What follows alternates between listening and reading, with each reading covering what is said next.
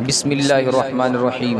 اگر تم مالدار ہونا چاہتے ہو اور تمہارے پاس خرچے کے اخراجات زیادہ ہیں، پیسہ روپیہ نہیں ہے، تو اللہ تعالیٰ کا شکر ادا کرو اور اللہ کی رضا میں خوش رہو اور صبر کرو۔ اللہ تبارک و تعالیٰ کشادگی عطا فرمائے گا اور تمام اپنی نعمتوں سے تم کو نوازے گا۔